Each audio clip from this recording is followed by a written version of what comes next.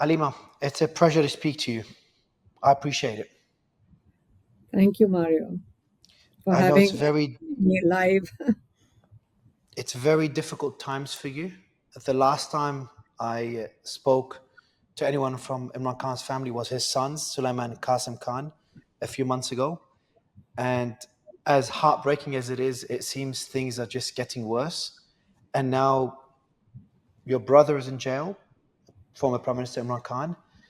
And yesterday, one of your sons was kidnapped, and today, another one was again kidnapped. Someone I know personally, Shershah Khan, who's a very nice man, a very nice boy. And we've messaged back and forth a lot over the last year. Such a nice person. And I was just shocked to see today that he was the one arrested. So my heart goes out to you as a mother, Aleema. Thank you, Mario. My first question to you is just for the world, what happened in the last 24 to 48 hours? Um, Actually, it's a little disorientating to understand why they picked up my elder son, who is who who's obviously very preoccupied with his own business, and he's also very committed to his triathlons that he runs around the world. And he was planning to leave for Estonia for a international triathlon. And him and his wife were going to travel. And first they stopped them. They said, "You're on a exit control list," and they kept him at the airport for a few hours. He didn't tell anybody in the family. And then they um, they came at 7:30. A lot of gunmen. I mean, they were plain clothes gunmen. They sort of beat up some of our staff, and they picked up the drivers. They beat him up.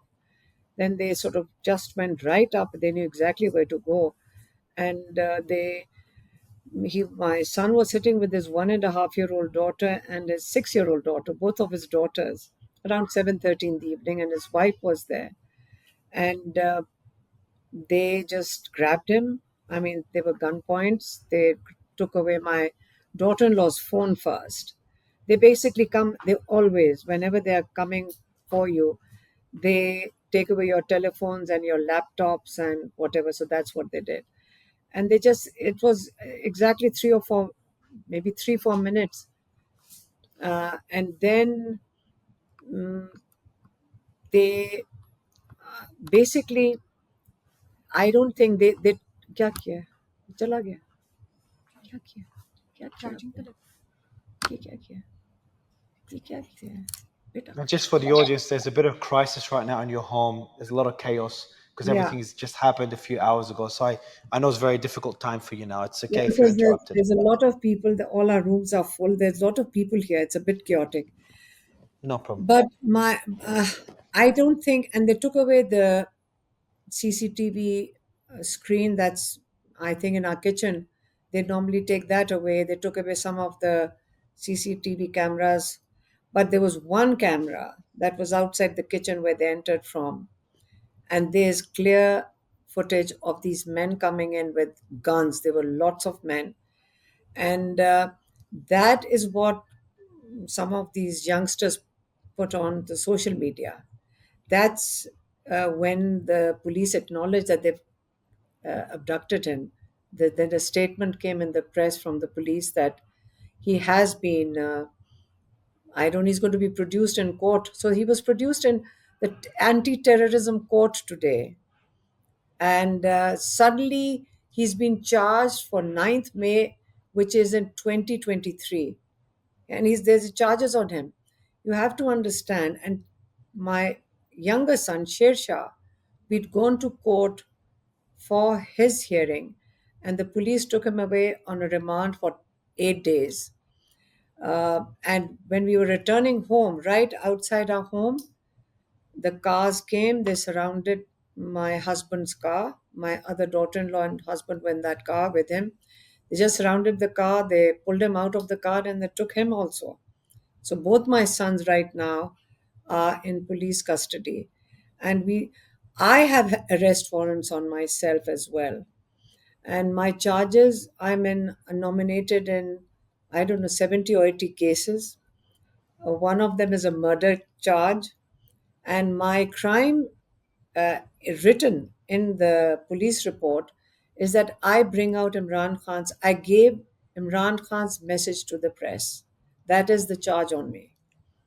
And that, you see, the whole thing is everything is revolving around Imran Khan. Imran Khan has been in jail for more than, it's over 2 years now. And the whole, the problem that whatever the establishment has with Imran Khan is that he's the voice of the people. He he he his party with no symbols, no party, absolutely no campaign, no flag, no identification. Imran Khan swept the elections on 8th February 2024. That's unheard of. Actually, anywhere in the world, since the process of electoral politics started maybe over a century ago, it is unheard of what happened in Pakistan on the 8th of February in 2024. That, I think, was a big shock. They spent the whole next day rigging that election because he had won more than two-thirds, in spite of all these efforts that they put in pre-poll rigging.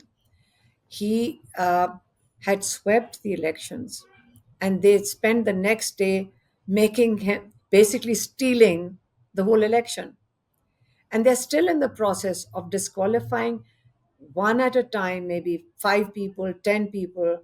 Even now, they disqualified 10 of his members from the assembly, again on charges of 9th May. 9th May, everybody in Pakistan knows, was a false flag operation. They structured it by claiming nobody died, by the way. It's a few buildings that they reportedly were set on fire. There's no death on their part. On the other hand, protesters on the streets were sniper rifles fired at them on the 9th of May, and many people, at least over a dozen people, were shot dead. And these are peaceful protesters at that time on the road. So the point is that it all started with Imran Khan, and Imran Khan is still the issue. But we plan to stand with him, and that's the whole issue. That, like, they don't know how they. You see, when they before they arrested him, they offered him that we are giving you a chance, leave the country. He said, "Why would I leave my country? Like, what's my crime that I have to leave the country?" He stayed. Then they thought he won't be able to sustain himself in that prison. He's got a tiny little cell. And he's a man with a very strong will and a lot of faith. He's got a strong faith in Allah. And he has sustained. Gradually, they have taken away every facility he has. He's in complete solitary confinement.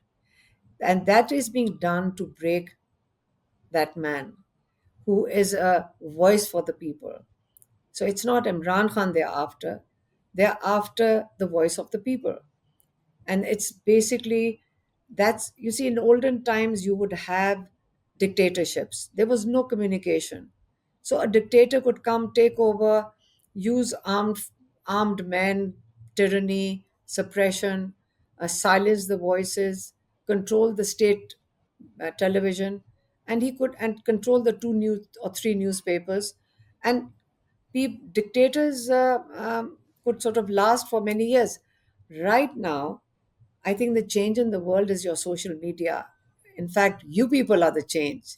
Your generation is the change. The younger generation is the change. You have these mediums in which you can communicate with people. And this has caused a huge change, generational change. So now, when they're trying to use the same tactics that were used 50, 60 years ago, it's just not working. Younger generation have too much access to information, and this information is the problem right now. And it is, old tactics are not fitting into the new system. Right now, they cannot understand that they are using tyranny, they are firing at people. Why are they not giving up? Because the new generation in Pakistan, and we've got about 60%, which are very young people. That's about 110 million young people. and they are on that phone, and they are independent in their thought, in their thinking, and they have access to information. They refuse to accept this sort of tyranny. So this is, I would not say that this is coming to an end. I would say this is the beginning of this. We are going through a process of change, and we have no idea where this goes from in the next steps. But this tyranny that they're using, and we, being Imran Khan's family, we, if our brother can sit in jail for 2 years, and what he has put up with, he's has no access to family visits, which is his legal right. He has no access at all. When you're in a prison, books are a very important part, and he's a reader. He can consume 2 books in a day. One of the biggest challenges we have faced is getting him books, and he reads history, and he reads a lot of history. And what they've blocked for him is his books. There's what else? There's no television that he should have been allowed. There is no newspaper. So they've basically cut off all his communication with the outside world.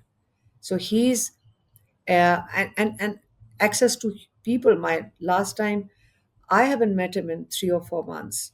So they thought if they block me, they can block his voice, where I have to give his message to the people. Then they allowed 2 of my sisters, and then they cut that down too, because my sisters would bring out the message, and then we will give it out to the press. Then they reduced it to one sister, and since past 2.5 weeks, that weekly visit is completely cancelled. So there was only one lawyer allowed to visit him on Tuesday, and he brought out a shorter message, but my brother manages to bring out a message for his people. And all he said is that if I can sit here in this cell for 2 years and I can say strong, I want my people to remain strong, and we will stand up and fight against tyranny. That was his message. And I gave it to the press. The message from a few days ago, from 19th of August, 3 days ago. My message to my entire nation, my workers, and party leadership is that your captain is still standing tall, Yeah. with his chest held high, and you must not panic. This is fascism. But despite all this, you must not lose courage under any circumstances. I myself am fighting the battle for the true freedom of my nation while imprisoned in this jail cell. My question to you, Aleema, is your 2 sons are now arrested. The son of your brother was arrested and he's facing 10 years in jail, and you have an arrest warrant um, against you as well. What's going on through your mind? How does it feel to just be targeted by this big establishment? My sister's son, Hassan, he has been in a military jail. Sister You have to Hassan understand. Khan Niyazi, yes. Hassan Khan, my sister's son, he has been he's been convicted for 10 years by a military court. No trial, no evidence. Like you have to understand, these convictions are without absolutely any justification. Like, where's the process? One of the biggest things that my brother's been saying that was collapsing, but they did an amendment which is called the 26th amendment, in October last year. In 2024 October, they passed an amendment which basically uh, may converted the whole judiciary into a government department, as my brother would say. They actually took away the independence of the judiciary. And everybody knows, anywhere in the world, that whoever's watching, that justice is the basic requirement of every citizen in a country. But uh, once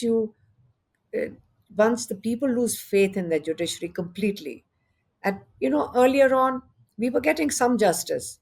We understood that maybe some judges are, but some judges are excellent in our courts. But to actually publicly, blatantly, in fact, in your face, say that these judges, we'll tell them, we'll dictate to them. So the judges are sitting there giving out 10 years. handing out 10-year sentences with absolutely no evidence.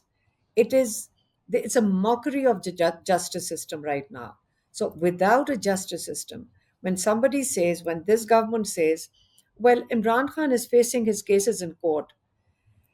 Imran Khan was charged for conspiracy of 9th May. The High Court, our lawyers went in, and we are lay persons. We really don't have to understand. We are not legal people, but the court was full, and we all saw how well our Imran Khan's lawyer Salman Safdar was handling the case, and he basically annihilated the case. The prosecutor, I felt sorry for him because he was making. It was an embarrassment even for a judge to listen to what his arguments were. And Imran Khan should have gotten a bail at that time. That court, under orders, dismissed that bail. So as a result, uh, our lawyers went to the Supreme Court.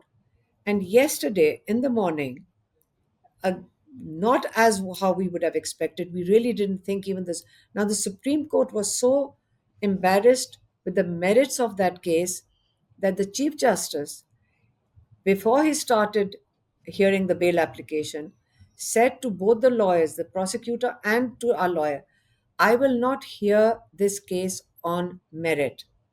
So everybody said that, what about merit? But he couldn't, because if he had heard the case on merit, the High Court judiciary would have been a joke in the Supreme Court. So he said, I will hear it on technical grounds. And yesterday, the Supreme Court granted Imran Khan bail in 8 cases. Now there's only one case left in a High Court. We have been standing outside that High Court. Imran Khan's elected members, 180 of them, have come to the High Court, stood outside for hours, where that judge would give a date and a time. And when we went for that case, along with all his elected members, the judge would uh, walk out of his commitment. So there's one case in which Imran Khan is convicted for 14 years. Judge for 4 months, uh, for 2 months, he would give a date and walk out on, uh, find some excuse. Once the prosecutor didn't come, the next time, I don't know, the judge was not feeling well. So with all these excuses, they dragged it for 4 months. And now that judge, the Chief Justice of the Islamabad High Court, won't even give us a date. But after we got the bail yesterday, he said, well, when I came out of court, I said, now that we've got this bail, our next focus is to now go to Islamabad High Court. Maybe that was the reason I said all our focus shifts to the High Court.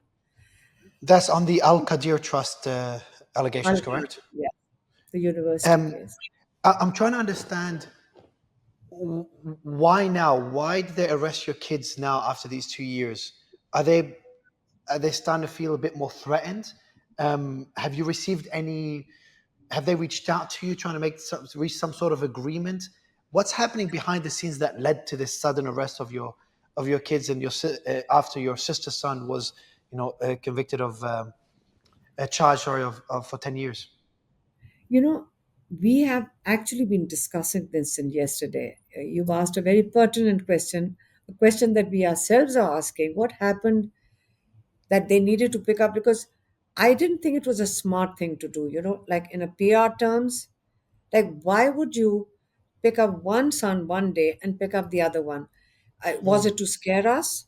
So I went out to the press. I said, if my mind thought that are they trying to say, uh, don't talk about Imran Khan's message anymore, or I don't know. So I went out and repeated the message so that people shouldn't feel that even if they arrest two of our sons, you have to understand, why is my brother sitting in jail? My brother is sitting in jail. He's been offered that we can, if you keep quiet, we can put you up in your house. There have been various small snippets coming along the way. My brother said, what is the value of my life? If I have to do something meaningful, this is what I want to do, is for the people of Pakistan. Otherwise, What do I do want to do for myself? He said the value of a person is if you do something you want. Greatness is not when you make billions. Greatness is not when you have big cars or whatever. He said, when you want to do something big, a big dream, it is actually to bring freedom to the people of Pakistan. And in Pakistan, the awareness in the past 2 years, it's been like we've been given an opportunity to. Uh, it's been the whole country's been educated. We all understand our situation now, whether some or the other. People tell us all the time that we now live day to day we have seen what they've done to our country and we want it back. And the younger generation, 110 million of them, yes, they want a better future. What's wrong with that? They have a right in this country. Why are they being told that you don't have a right, that the state has a right? In Pakistan, I might say something right now, and you'll have to understand why I'm saying it.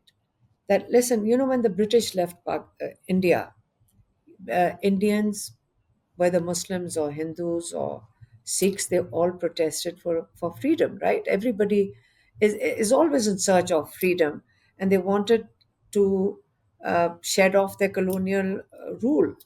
So they protested. They stood up to the change. So Pakistan, when Pakistan was made, what the laws in India and Pakistan, the whole subcontinent, at that time were not what Britain has in their own country. These laws were basically for a colony. So the same laws, whether it's the military or whether it's the police. Remember, the police and military were how you sort of controlled a colony. So the I even I have after a whole lifetime realized when I speak to the police and they say, but they protested, we are the state. I said, the state is the people of Pakistan. They said, no, we are the state.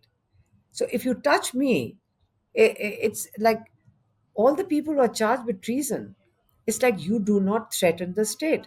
So the state was basically the colony, the colonizers who controlled. Now the regulations and laws are actually the same. So these few institutions are basically under pressure, and I'm telling you, they're going to fall. They have already collapsed. The police voted for Imran Khan. 60-70% of the military voted for Imran Khan. So why would they want? Everybody wants a change. So the change is in we are in the process of change.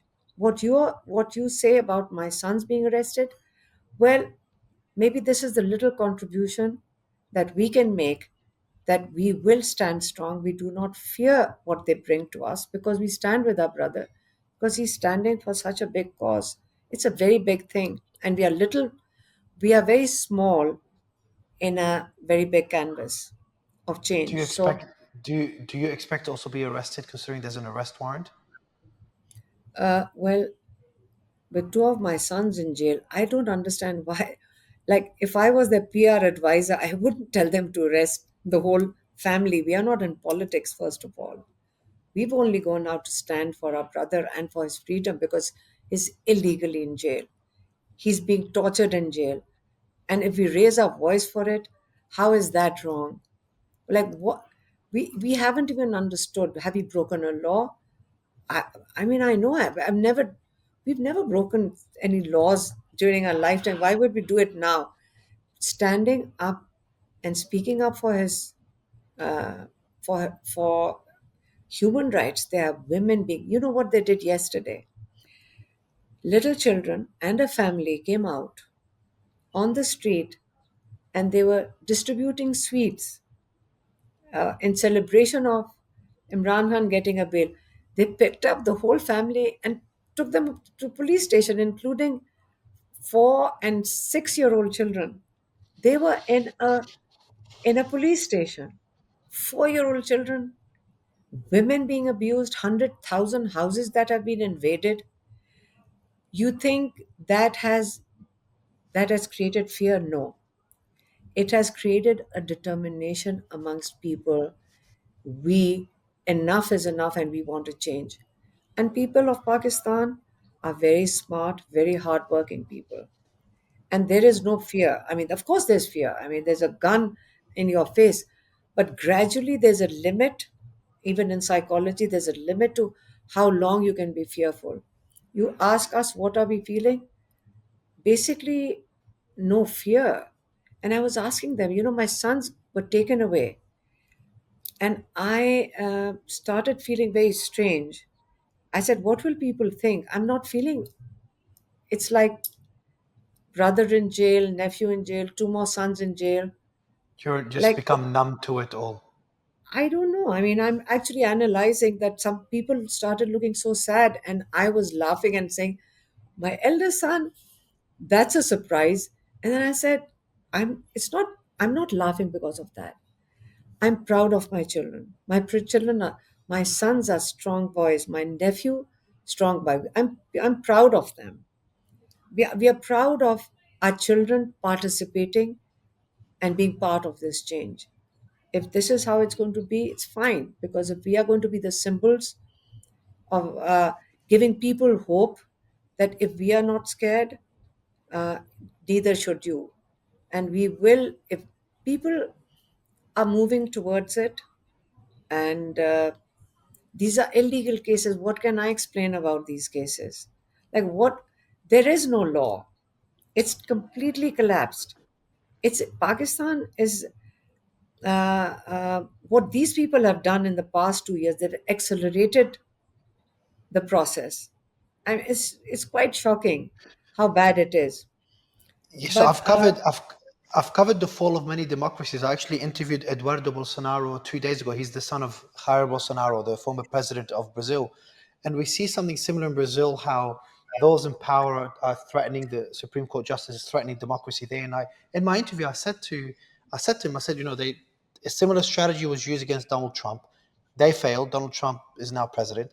In Brazil, we're still trying to find out if they're going to succeed or fail. And Imran Khan is facing um, a very similar outcome. You've got the military establishment essentially just destroying democracy and centralizing power. Um, and it's just heartbreaking to see, though, how far they've come. Pakistan has gone further than any other country I've covered, whether it's Romania and what they did there, Brazil, obviously the US. In Pakistan, have just gone so much further in arresting family members, arresting people on the streets. A lot of PTI members. And this is more, all this. This is more for the international audience.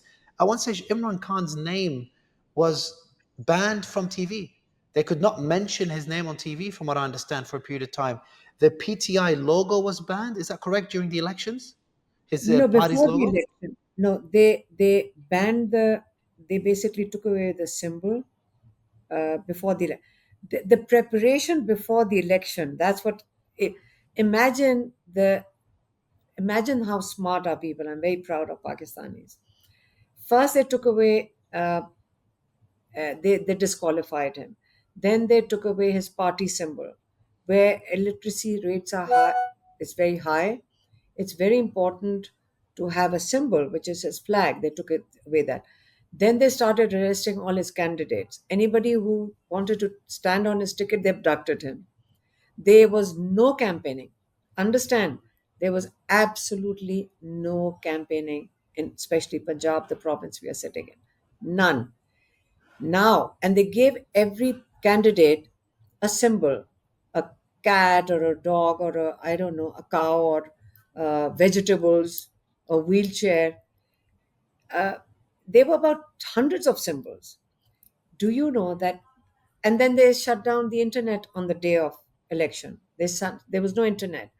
And if you were a family which was supposed to vote in a neighborhood polling station, a few days before that, and smart, I mean, our people are very smart with the with the managing data. They threw three of the families 3 hours away in a polling station. So no internet. They and people basically, this was a silent revolution. I will You will, if you ever study, anybody studies that election, was incredible. They, poor people in the villages, they put in all that effort to remember the symbol, Women had made symbols on their hands that this is the symbol I have to go. They had no idea who the candidate was. They voted for symbols. They voted because they believed Imran Khan was their voice. And I'm not doing an election campaign. I genuinely, sincerely believe that Pakistani people made us proud that they stood up for themselves. In spite now they stole the election the next day. Now you've got a government sitting here who is illegitimate. They are known corrupt. The military, my brother says, when he was the prime minister, the very same intelligence agencies told him how corrupt they were. They are the ones who showed him these two political parties' files. At the moment, the declared corrupt people are right now with no vote bank are sitting running this government. You know why? Because they have no support from the people. So they have no commitment to the people. And corruption, of course, it's a corruptions galore. They are going after your minerals. They are going after selling your airports. They are making deals. That's what we are hearing, that they're making deals on selling your railway. They're selling your airports. They are, you don't call that investment. Investment is when people come and invest in your country and produce something. Investment is not when you sell your assets. You're selling your jewels. So maybe they'll sell their jewels and run out of the country. And one of the biggest problems is that all our corrupt people, many of them land up in London and are welcomed with all their plundered money. If there was no one allowed to, if the developed countries, some of our leading democracies, and I think I do remember Bill Clinton bringing this up. I remember in a Clinton Foundation speech, he said that, and I was very happy to hear him say that. He said, we need to stop taking in the corrupt people and their money. And that would most probably half the corruption that happens in our country. So we are going through a change. And the problem, as I said, is still Imran Khan because he's the voice of the people. And they don't know what to do with him. And picking up my sons, uh, I don't know, maybe they're panicking. Maybe they are panicking. Maybe they are frustrated. They have no idea what to do now because they don't know what to do with him. He's had three murder attempts on him, assassination attempts. One in which he had three bullet wounds and two shrapnels in his legs, and he survived that. He's had a incident where there were snipers on the judicial complex where he went in for his bail hearing in Islamabad. Another was when his helicopter nearly crashed. So he's had it, and he believes and he has strong faith in Allah. He is an inspiration. Not I'm not saying that because when I say it, it sounds very biased because I'm his sister, He's but he is an it's inspiration. hard. It's hard. Look, I read during the interview with his sons Sulaiman and Qasim Khan, which, by the way, so we did the first time they spoke public. We did that interview. It was an incredible interview. Incredible two boys or men now. Um, Before I read the condition of their father and see how he is today, are they coming to Pakistan? I've heard reports that they're trying to come into Pakistan. They're not able to get a visa. Is there any updates on that? Because I You worry know, for them if they go to the country. shall I tell you that we went to we this is a few months ago, so we went to see him, and we told him, I said, you would be so proud of your sons.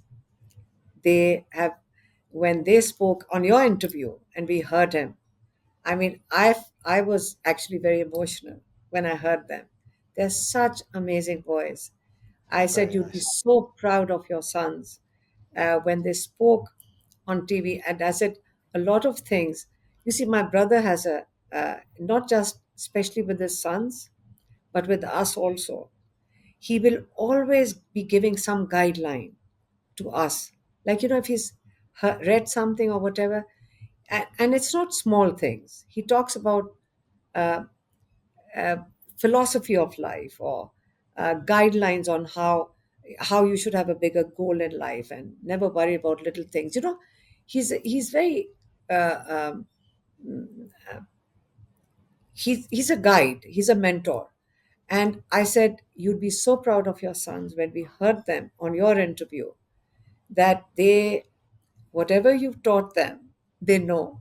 And they when we heard the things that you tell them, my brother was so happy. He was, you're in jail. You haven't spoken to your children for months. All he ever asked for, let me tell you, when there's a court case in jail, because they set up a court over there, every time to watch my brother stand there, this man with so much dignity and so much, you know, ask anyone who goes in there, the lawyers, they are in awe of him, the policeman. This man has never, they said this is one, the lawyers says, in all my life of doing criminal cases, this is the first time, he says, Imran Khan has never asked me, when are you going to take me out of prison? He says, people, very strong people give up and say, when are you going to take me? He said, never asked. One, he has never complained. Every policeman tells you that. Everybody. It's like, he says he never complains. He's so kind to the policeman. They're all in awe of him because he's such a large figure. But we watch our brother go up to the judge and only ask for one thing. He's asking the judge, please, they are not letting me speak to my sons for months. He really wants to speak to them. And I mean, one day I told him, I said, can you please stop going to the judge and telling him that? Every time you're telling him that I don't get my books and I can't speak to my sons. I mean, you are inviting them to do exactly that, to torture you. And they've done exactly that to him. And he was so emotional about that interview. I told him some of the things the boys had talked about. He was emotional, and we seldom see. It's a private thing, but I just really want you to know that the boys, we are all very proud of him. They wanted to come to Pakistan. They've applied for a visa. In Pakistan, it created a panic. The minister in the government goes on television and says, if the boys come in Pakistan, they and if they break a law, what law? Like what laws have we broken? We'll arrest them. I mean, they threatened him. The boys just want to come and visit their father because it's a time when there are protests also happening. And I said, if you don't allow us to meet our brother, we will protest for it. We are protesting. We protest every Tuesday. And if you don't allow the boys to meet, we'll protest also. Our family will protest. They panicked to an extent that they said, one of our friends called up the ambassador in the High Commission, and he said, I have to ask the Ministry of Interior in Pakistan. So I tweeted about it. I said, well, our friend has asked the High Commissioner, and he said, I have to check with the Ministry of Interior. That's what I was told. There was a news on television saying, this is incorrect. Ministry of Interior has nothing to do with granting them a visa, and they have to go to the High Commissioner and to the Ministry of Foreign Affairs. Now the boys, Shah Suleiman and Qasim, have applied uh, in the Pakistan High Commission for their visas. There is no news. You can get a visa from the embassy in 1 hour, and they've applied on their British passport because then they get consular service. Because of the threats we were getting, it was better That's that they why. applied. That's why they're worried. I was thinking that's why they're worried. They're coming under a British passport, and that could cause a big issue for them, potentially an international issue. But what do you expect? They're threatening them here. Oh, So they should come under their British. I'm worried if they go to Pakistan. I'm worried what will happen to them. I'm uh, not sure about all your sisters. What happened to you? Your nephew, your two sons, your nephew, been charged and is in jail right now for 10 years. I worry for them, but I also know that if they go to Pakistan, the government is in trouble because you got two British citizens, sons of Imran Khan, in the country. They haven't done anything wrong. They can't blame May 9th on them. They literally have done nothing wrong whatsoever. I think it'll be a very tricky thing for the so, military, for the but government. well, I don't think they. I mean, there's a limit to how foolish you can be, and they won't do that. But if but then they were not giving them a visa on the British passport. They have a Pakistani ID card, but they needed to be reissued. So some of our friends here told us, he said, they apply for the NICOP renewal. Basically, they've lost it, so they need another card. He said, you know what's going to happen? They're going to say the card left by road to get to Britain. So it might take, say, 6 to 8 months to get here. So they won't get their cards. So, but it's like a bit of a comedy that they are not allowing. They're not.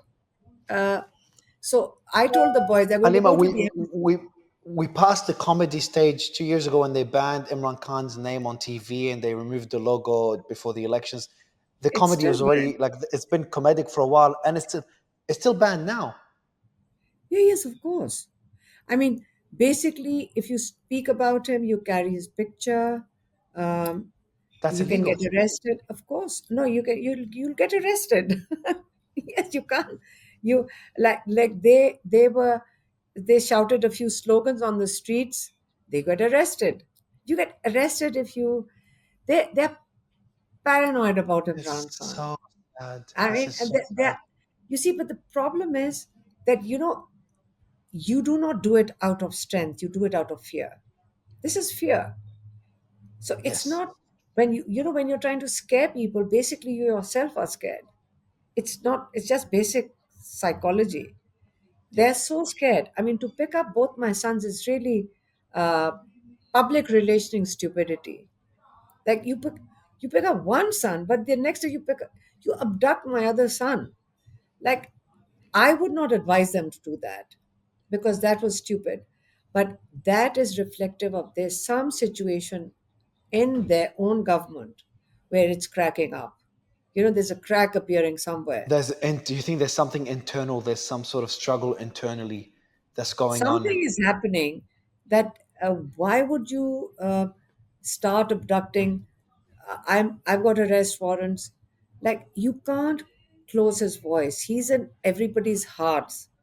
This country is not owning him because it's a cult.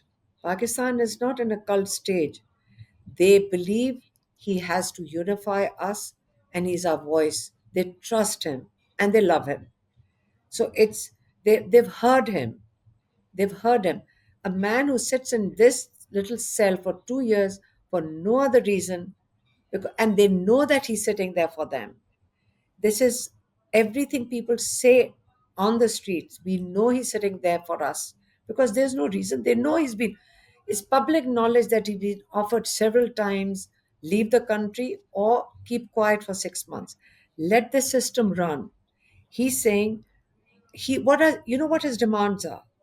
His demands are rule of law, free and fair elections, and human rights.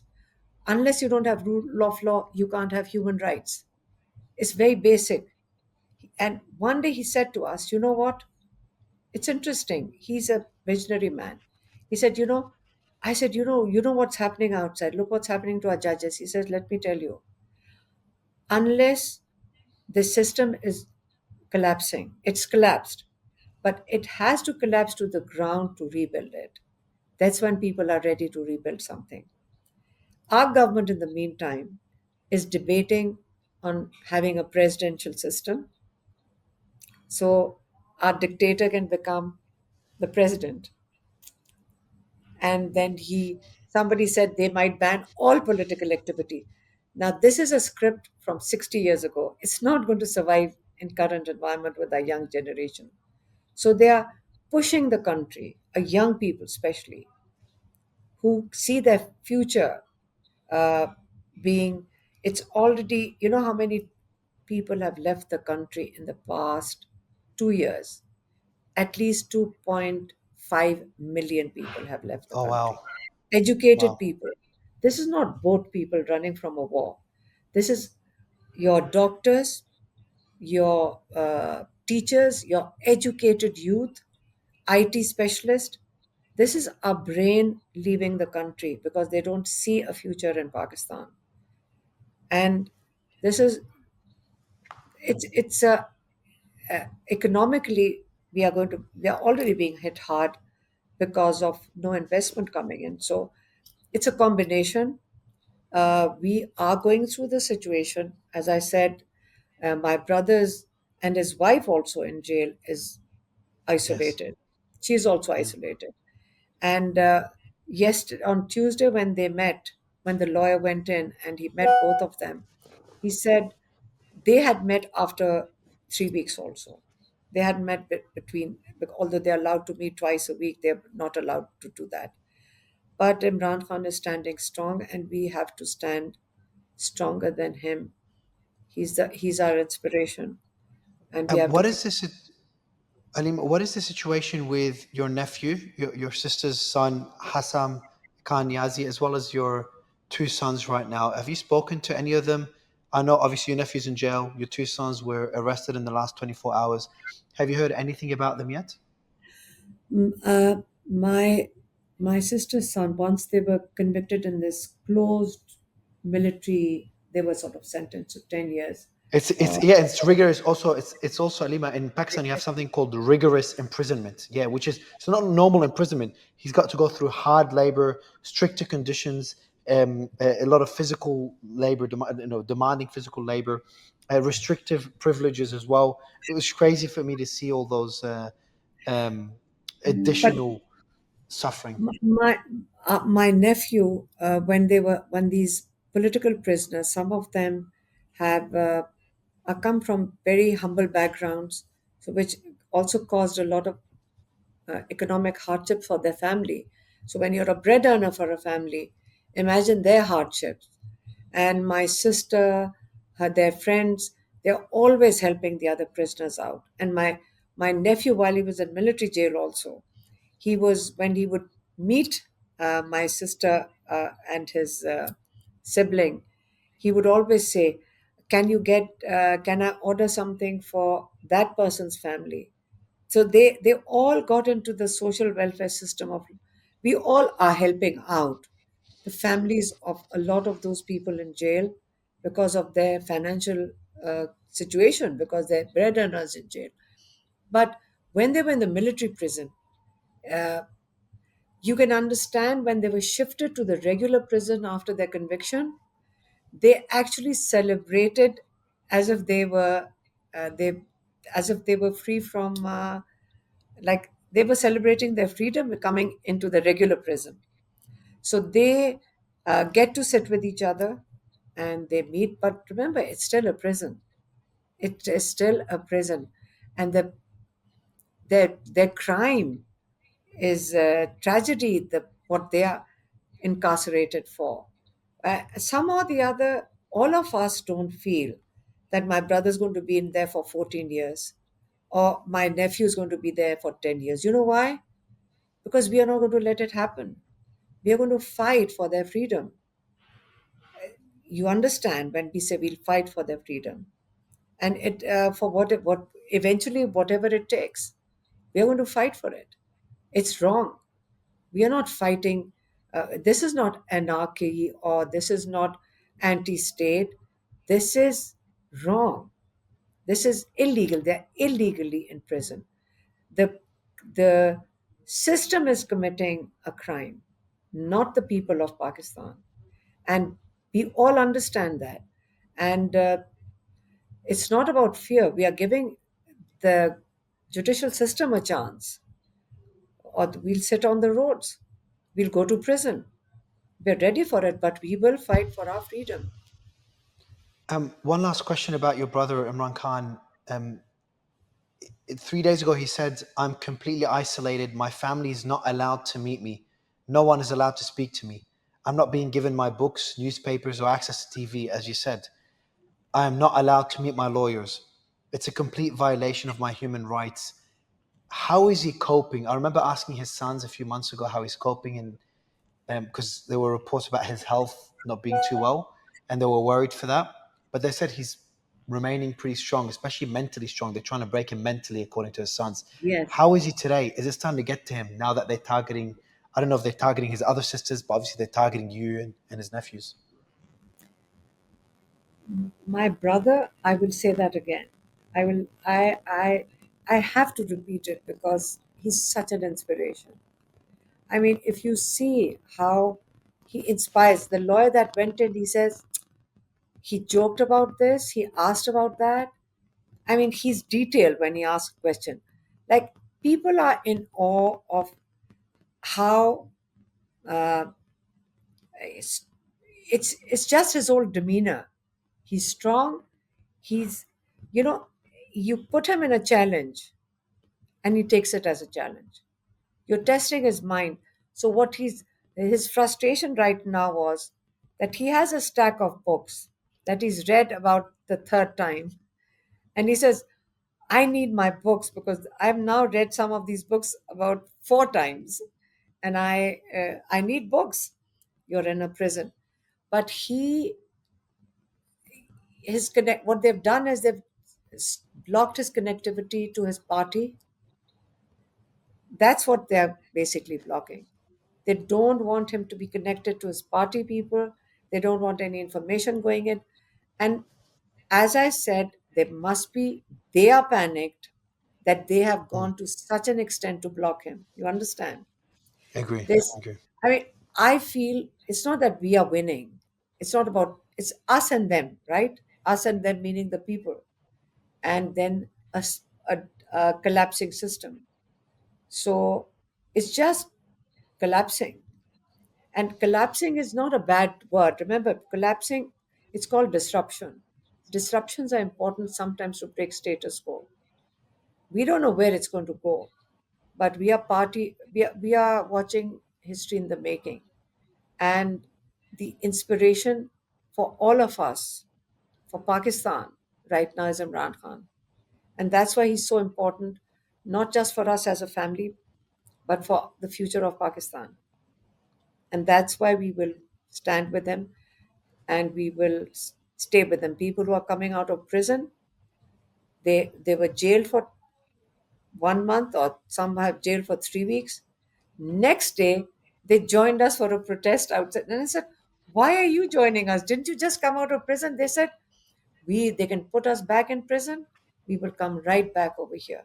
So they are not breaking spirits, they are making spirits. Pakistan, these are getting stronger after going through these trials and tribulations. Ms. Aleema, last question I have for you is, they're still arresting the family, they're still arresting any opponents, anyone they see as a threat. What can the world do? What can the international community do to help your cause, to help Imran Khan's cause and his family's cause? Don't they know what's happening in countries like ours? Like, it's happening in other countries as well. So there's no expectation from international community, but it does hurt when you see a dictator being supported, when you know it's tyranny, you know when he's terrorizing his own people. He should not be acceptable, or a government, a legitimate government should not be, knowing that they are sitting here with a completely stolen vote and continue to, the human rights abuses in Pakistan are not something that uh, nobody knows. I mean, there's millions of footages about what's happening here. So, shouldn't democratic countries with, developed democracies, uh, it does bother uh, people. Like, we understand we have to bring the change from within, but to support dictatorship, support illegitimate governments, that shouldn't really happen in a global family. They should be. Uh, I mean, when we see, like deals happening and our resources being, uh, of course, they'll sell our resources at a cheaper rate. We should not have transactional relationships in a country where the people need support from international community. Because when we hear about our mines and minerals, that our mines and minerals are being offered to international governments, you do understand if somebody's, when you're transacting with an illegitimate government, they're going to sell it for pennies to a dollar. So who's going to be deprived? It's going to be the people of the country. So we must be fair to the people of a country, not take advantage of dictators. I mean, That's my opinion as a Pakistani. It's just been heartbreaking to watch this from the outside. Having to, I had an interview and a discussion with Prime Minister Imran Khan about 2.5 years ago, and then later to know he's in jail for this long in solitary confinement is a very, very small cell. Not being able to see his family, not being able to read, and then having a discussion with his sons, and then later finding out their nephews today and yesterday getting arrested, and there's an arrest warrant for you as well, Imran Khan's sister, and there's many other supporters of Imran Khan getting arrested or threatened. Many had to leave the country. It is sad to see, especially in such a beautiful country as Pakistan. I really hope some sort of agreement is reached or some sort of peaceful solution or resolution that abides by the rule of law. My fingers are crossed. I admire your courage. I hope your sons um, don't spend too much time in jail, if any. And I know Shershah personally. I've chatted to him, an incredibly nice boy, and I'm sure his brother is just as nice. Just like Imran Khan's sons were incredible boys and men, your sons have been incredible as well in my limited communication. So, hopefully things go well, and I hope you don't end up. To be honest, I'm really worried for you as well, Aleema. Really worried for you. What we've seen over 2 years, it's do we have a choice? We have a choice. We can either sit at home and do nothing, or we stand up for what's right. So it's not a choice. Uh, you have to stand up. Otherwise, what else there to do? Somebody says, "Are you very brave?" I said, "No. What else are we supposed to do? We are supposed to do this. If we don't stand up for our brother, for our children, for our future, what else are we going to do? Are we going to hide away? I mean, is that is that acceptable? Can we live with that? No. So it's not a choice; it's a duty. And but thank you for having me on your program. And although today was a little tough because we've got a house full, but I said Uh, Thank you for making the I time. appreciate you having me on your show. Hopefully, I'll be able to have your brother on the show again. Hopefully. Inshallah. Thank you Inshallah. so much, Miss Alima. Thank you so much, and, Thank you and so much all for the your time. best. Good luck. Thank you.